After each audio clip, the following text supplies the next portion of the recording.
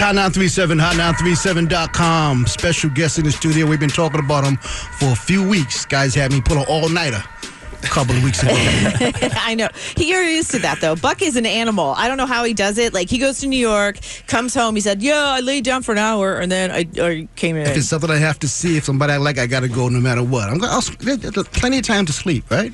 Plenty of time to sleep. You guys have pulled 24-hour days before. You guys have done it in the studio. Yeah. First of all, Majid Jordan, is it how I want to say it correctly. Is that right?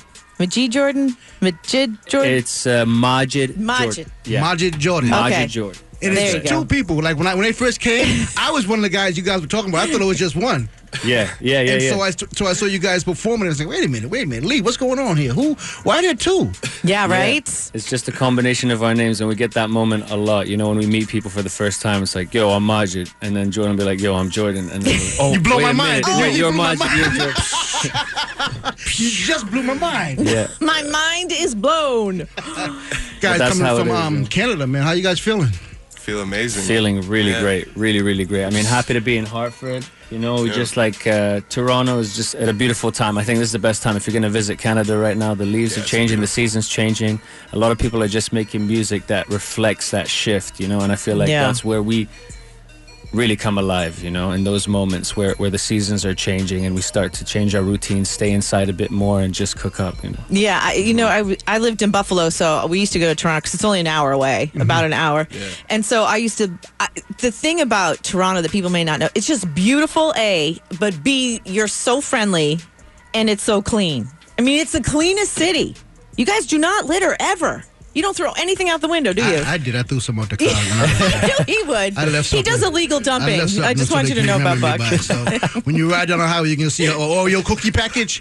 That'd be Buck. That's me. Yeah. He leaves a trail of whatever he's eating. What kind of Oreos? The original ones? Original, man. All right. He's straight up. He does he calls them light skin. He'll do the light skin ones. Oh, light skin ones are good too. Yeah, he'll do the light skin ones. Yeah, we have those ones on the tour bus. But he won't do anything else. Double stuff, no. Jesus. He's like a purist. Keep it simple. Too much. Keep it simple, man. Now, explain to people the story, you guys. You guys were studio musicians. Is that true?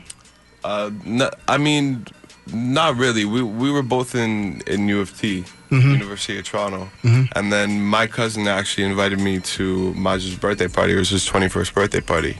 And at that time, I was making music by myself, like a producer, DJ. And I knew Maj, he had a voice. I knew he made some music. So we met there, and then like 2 months after that, we kind of like really connected. Was the connection? It wasn't instant. It took time. Well, I mean, like there was an instant connection on like a friend level, you know. Like we were communicating with each other, and we understood each other, and then it really clicked after like 2 months. We saw each other on the street, and we both like ran into each other, and we're like, yo, we really need to get in the studio. We should try something. And then the next day, we got in the studio. And I think we made 2 tracks that day. Chill Pad and Hold From our Tight. first mixtape, yeah. We made 2 songs in a day, and that's when it just sort of dawned on me that we had to make a project or something that was more complete and full-bodied than just 2 songs, just because how quick we worked and how in sync we were and like-minded we were. Yeah. And I'd never seen... I had been sort of an amateur musician sitting in on different sessions with producers at that time, underground musicians and stuff like that. But I sat down with Jordan and I was like, he was 18 at the time. And I'd never seen someone so focused at that age. That's what I was going to ask you. What was it about him and his production? What did you see in him? Yeah, so I heard a remix. He did a remix, Video Games by Lana Del Rey.